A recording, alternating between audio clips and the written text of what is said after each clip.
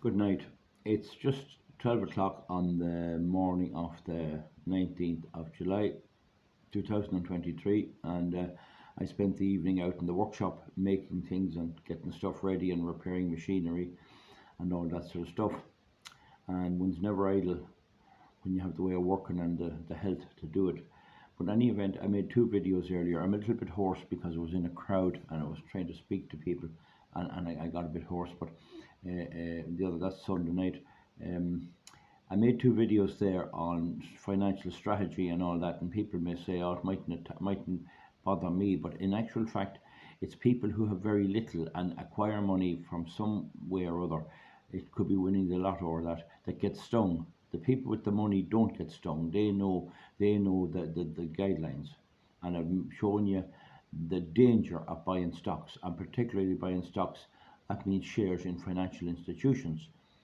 If you buy them in a good company or Diageo or some of those crowd, or maybe shipping or Irish ferries or something like that, well, there's a good chance that'll continue, or that. But if you buy them in a financial institution, it can go up and down. They're the first thing to take the hit, and they're rising up when things are going well.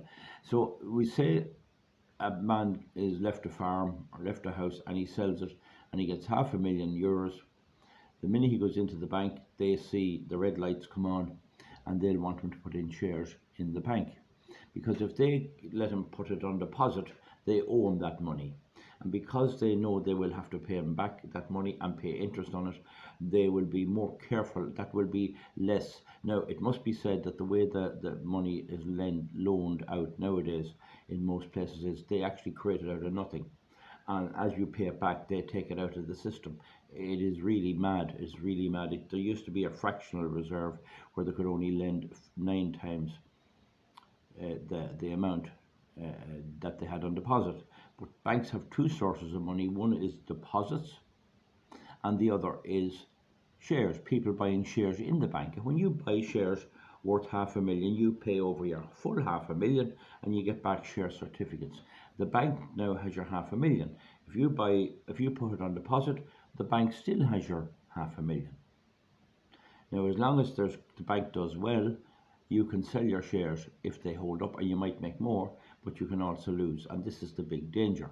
And for somebody to put everything they're after getting into shares in a financial institution, or indeed any institution, is, to my notion, reckless. And I personally know a lot of people who got stung and got made nearly into paupers, and that's only in my circle. So in Ireland alone, there must be, I know about five. There must be 1,000, left very sore, and people will not talk about it. A lot of people will not admit that they got skinned, and I just trying to stop people falling into that trap. Put a little in if you have to, but be very careful. Now, the other thing about it is, when there's a rise in market like we have at the minute, when prices are rising and there's huge prices being got for property and all of that, the banks are awash with money, because whether it's shares or whether it's deposits, they're getting all the money in because people are selling. People are saying, oh, there's a great market now. I'll sell that house, or I'll sell that old house I got, or I have it for years. I'll sell it, or I have a bit of land. I'll sell now. But now's the time because there's great prices. Well, there's not much point in getting a great price if you end up with none of it. You get the point.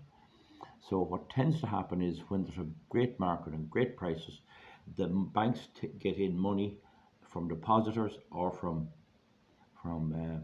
investors in shares, and then they'll let it out willy-nilly, and they'll tend to let out and to loan out share money because they don't have to pay it back. It's their luck of the draw. They can take a chance, whereas with deposits, they have to worry about having to pay it back.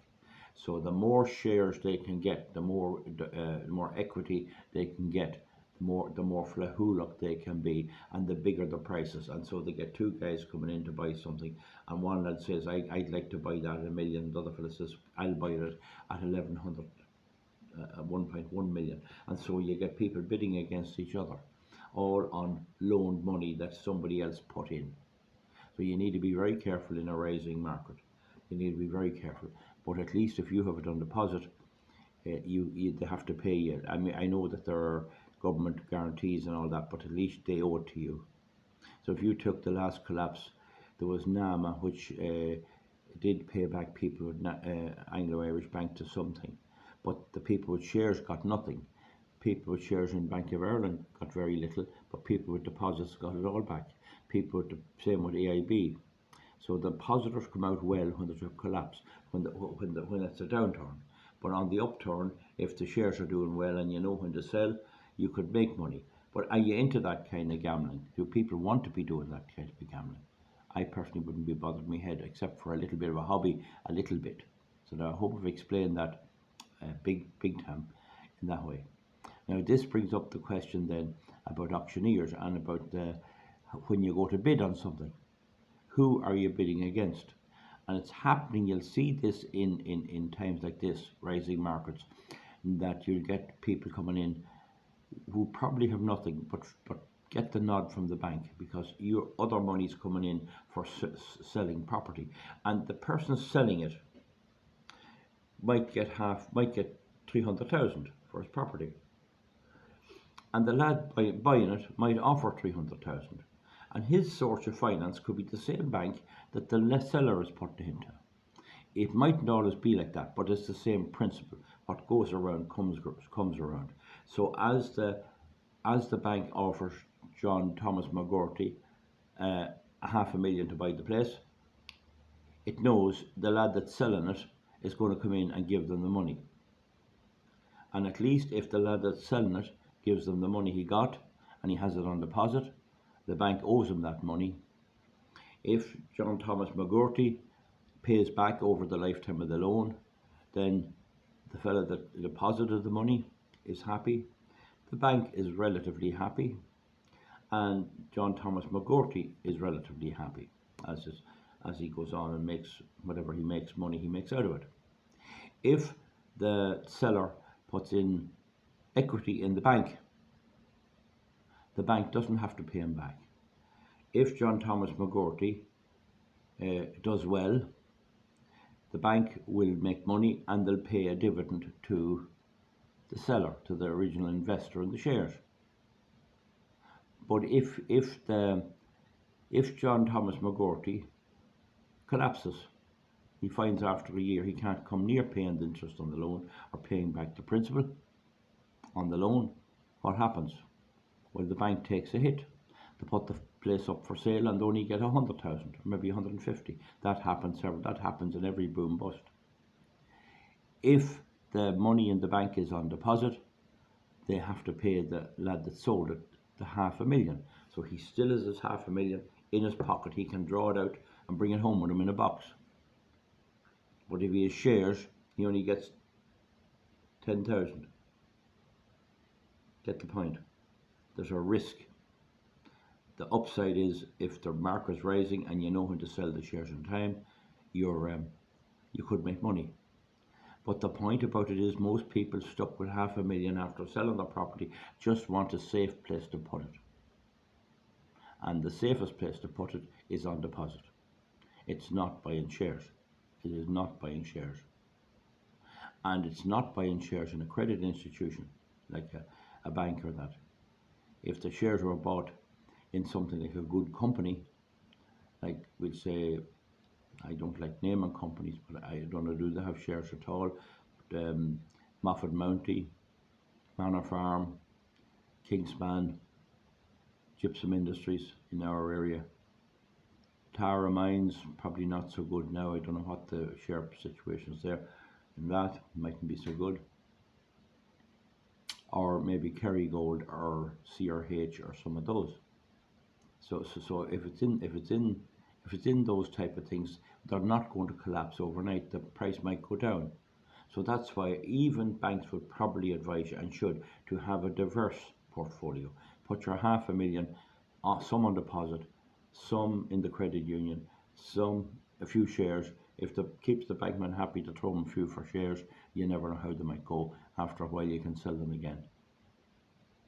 And he'll be probably the agent that will sell you the shares. If you want to buy his shares in CRH, you probably have to go to a broker. Some banks will do it. But when it comes to buying shares in the bank itself, that you'll find the bank have it set up that they'll put some fella from Dublin in and he'll sell you the shares. So it's easier buy shares in the credit institution, in the bank, than it is to buy them in a place like Gypsum or that. And the ordinary person doesn't know that. He's not into this. He doesn't know where to go in this case. And what advice can he get? Any advice he gets could be somebody trying to line their own pockets. But at least if the portfolio is diverse, and I'd still say that the safest thing, I know it says in the Bible to give it to the lad that will invest it, but there's big risks to investing in a bubble, big risks. And I know several people who ended up with nothing. They were better off. They never got the property. They never sold the property, or else there's not much point in having a really good bit of land outside the town and getting a really good price and ending up in 5 years with nothing, not even having your own house. Maybe have to beg the council for a mobile home. That has happened, people. To me, to you and me, I think that sounds outrageous, and I think maybe that's why I'm doing this. It shouldn't happen. I mean, it happens to decent people, happens from very decent people. And then I knew a fellow that sold an enterprise and he got 3 million, and within a week he got a call out to Germany, and he went out to Germany and they gave him a full week, wining him, dining him, showing him all the industries in Germany, showing him this, that, and the other, and and he posted on social media, sure, we're not living at all. Sure, Ireland's not living at all. We're not living at all. And he wasn't able to see that the reason he was getting so well treated was they wanted his money. And he gave them the money. And I don't know how much of it he lost. He certainly lost an awful lot. He's going around in an ordinary car, doing ordinary things, and there's no sign of any bit of money at all. And there's no flahulach or shouting, good on you, Paddy, or anything. And this is a common theme. A fool and his money, as Shakespeare said, are easy parted. Okay, folks, I can do no more. Stop talking about money for now. Watch them auctions. Watch the fella bidding that hasn't an arse in his trousers just because the market's rising. A difficult time. You're better off buying in the dip when the market's going down. But that's another day's work. It's a skill. Really is a skill. Folks, give me a thumbs up and a thumbs down. And sorry for the hoarseness.